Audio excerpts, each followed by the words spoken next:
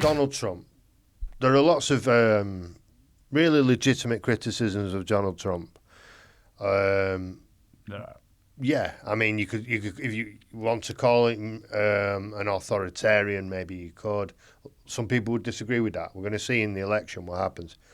You might call him a racist. I've heard him called a racist before. Yeah, I've heard him called a misogynist. That's true. I've heard him called a Russian spy many times. I've even heard it on the news that he can't read. Now, many of these things are absolutely ridiculous. I mean, obviously, if you can't read, then why would Vladimir Putin hire him as a spy? I mean, you're contradicting yourselves. I mean, it's ridiculous. I guess he can read. Of course he can read. He was a property developer in New York for 40 years. Of course he can read. But they'll say anything against Donald Trump, and then they won't mention anything good or bad about Joe Biden. It's just they'll ask him very easy questions, give him time to answer, and help him answer the question. Literally. And that's not good. That's really not good. So I'll ask you this question, right? Okay. Donald Trump, he's just got out of hospital. Fabian, can we have the picture of Donald Trump? Because he got out. I think he's still in the hospital in this picture. Mm-hmm. They've got a special part of it because it's a military hospital, so they have a special area for presidential or maybe high-ranking military people, you know. And he's in there apparently reading and signing documents. Many people don't think he has COVID or he had COVID. They think it's just what we call a publicity stunt. And it's also designed to protect him because if you attack a 70-year-old man who's got COVID-19 and then he dies, you don't look very good, do you? So a lot of people are hesitating to attack him now. Yeah. Also, he's the hero. He's a 70-year-old man that comes out and says, look, I had COVID-19. Yeah. And look at me. Boom, straight back to work. Yeah. I can be the president. Look at this guy. He can't finish a sentence. Yeah. So there's that dynamic. You're right. Okay, now, you don't need to like Joe Biden. You don't need to like Donald Trump. You are the director and partner of a company. You're a businessman. Mm-hmm. Okay, here's the scenario. You've decided that you want to take a year for yourself, a sabbatical. Okay. Right? You're going to go to Nepal. Sounds good. Continue. Yeah, you're in Nepal, right? Yeah. On a llama. Okay. Right? And you've decided to leave your company in the hands of someone else. Okay. You're going to hire somebody to run your company for you while you're in Nepal. Okay. Right. You've got two candidates. You can either leave your company in the hands of Donald Trump or you can leave your company in the hands of Joe Biden. Choose, my friend.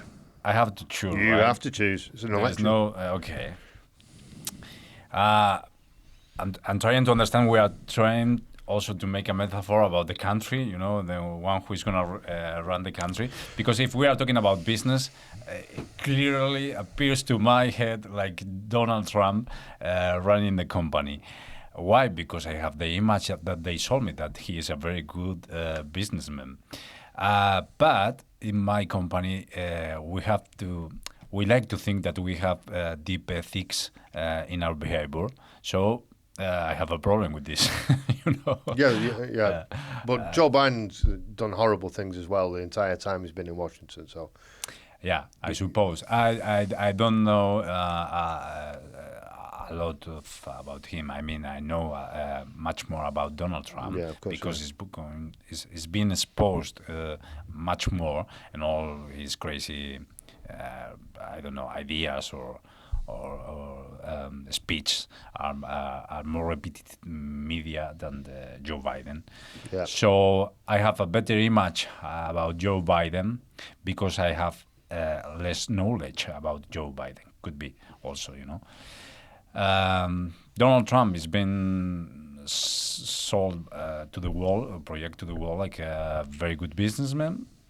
Very direct in business. You have some. I remember when he was elected, and he was talking about the wall in the frontier of Mexico. Okay. Yeah, Mexico. So I remember this guy that he used to be I forgot right now the richest guy in the world, the Mexican guy. Carlos Slim. Carlos Slim.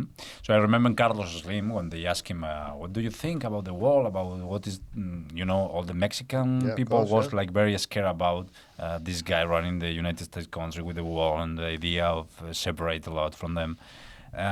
So Carlos Slim said something like, "Don't be scared. He is not."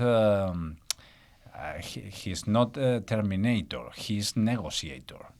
I don't know if it makes any sense in English, but in Spanish it does, right?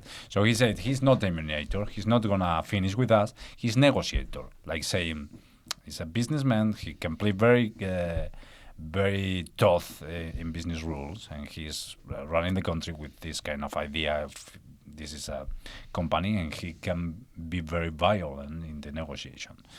So another guy from Mexico, which is also not poor, and I guess used to negotiations, which is Carlos Slim, he said, he's not a terminator, he's not going to kill us. He's going to negotiate a lot. He's negotiator. He's very good on that. Well, he is. I mean, he got the North Korean president and the South Korean president to shake hands on the border of North and South Korea. That was a tremendously historic moment. Yeah. And you have to give him credit for that. Yeah. He did that. Who knows how? But he did it. We can't say anything different. Yeah. No, and he's got Israel now in peace talks with various Arab states.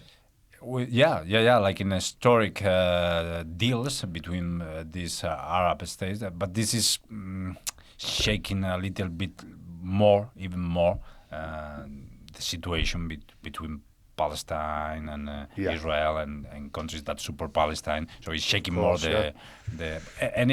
anyway, you are right. He's like this. He's this kind of people. So answering to your question, I guess I will choose Joe Biden. Anyway. Jesus. Yeah. I don't believe you. I think I'm honest. Maybe because I prefer to choose someone that I don't really know so much. That the guy that I really know, I mean, I don't know Donald Trump also, but every single movement that he made for all this all this time, it just scared me like human being rather than anything. Yeah, okay. I mean, I say I don't believe you. I do believe you. This is my expression of shock.